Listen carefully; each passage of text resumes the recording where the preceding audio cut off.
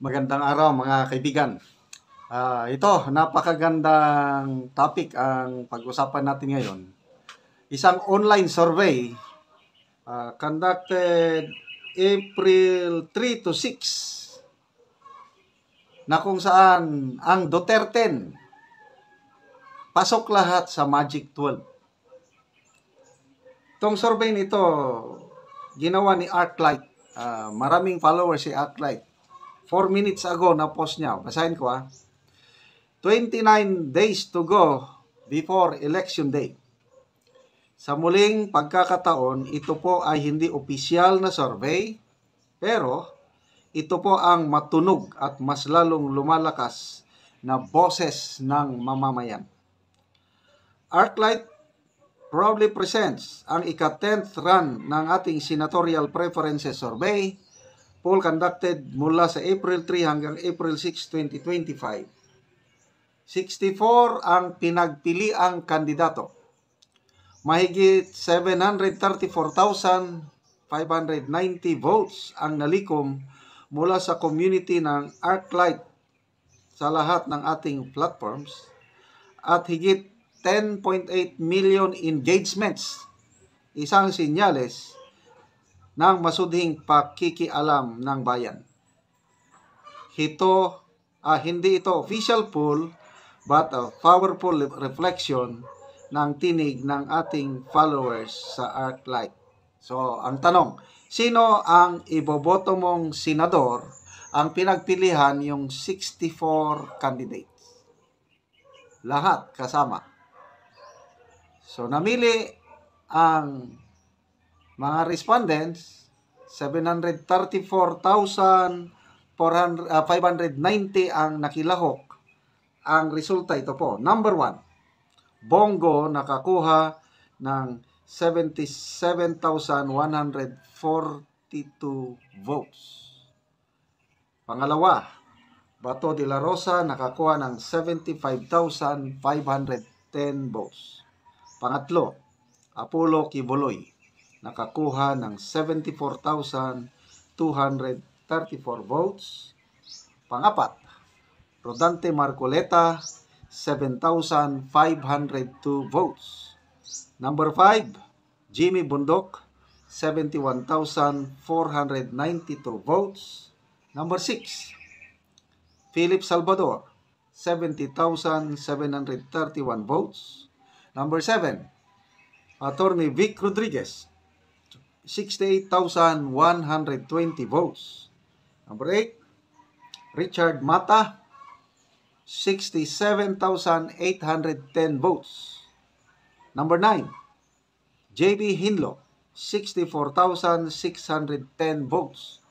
Number 10, Raul Lambino, 63,194 votes. Number 11, Bonifacio Busita, 30,579 votes. Number 12, Ping Lacson, 25,312 votes. So, ituloy natin hanggang 20 siguro. Number 13, Kiko Pangilinan, 10,710 votes. Number 15, Amy Marcos, 8,312 votes. Number 16, Erwin Tolfo, 7,912 votes. Number 17, Pia Cayetano, 6,182 votes. Number 18, Francis Tolentino, 5,946 votes. Number 19, Ben Tolpo, 5,612 votes. Number 20, Camille Villar, 3,945 votes. Okay. Basahin ko na lang yung ngalan sa kandidato. Huwag ko na lang banggitin yung boto nila. 21 is Tito Soto. 22 is Binay. 23, Manny Pacquiao. 24, Gringo Hunasan. Yan ang top 24. So, sana magkatotoo ito sa darating na Mayo 12. Kung tingnan natin yung Pulse Asia Survey, halos ganitong period din, 4 na ang pumasok sa Magic 12. Ang ganda nun. Nangunguna si Senator Bongo, pangatlo si Senator Bato, number 12 na sina Philip Salvador at Congressman Marcoleta. Nakabuntot sina Philip Salvador, Attorney Vic Rodriguez, at iba pa. So, konting push. May pag-asa. At ayon nga sa Pulse Asia President, Professor Ronald Holmes, malaking bagay yung sympathy votes dahil sa ginawa nila kay PRRD ay lalong lumakas ang pag-asa ng PDP Laban votes. Kaya nga, may kasabihan, all things work, hindi lang kasabihan, verse sa Bible ito, Romans 8:28, all things work for good to those who love God, to those who are called according to His purpose. Ang ating Tatay Digong, ipinasakamay na niya sa Diyos ang pangyayari. Kaya, sabi ni Ma'am Hanilet Abansinya, tinanong daw niya si PRRD, galit ka ba? Hindi. Natanggap ko na ang aking kalagayan. Ganon din si BP Sara. Tinanggap niya na. So, wala nating magagawa. Harapin na lang natin ito. At huwag po tayong mag-alala dahil napakagaling ang mga abogado ni PRRD. Nicholas Coltman, Dob Jacobs, at iba pa.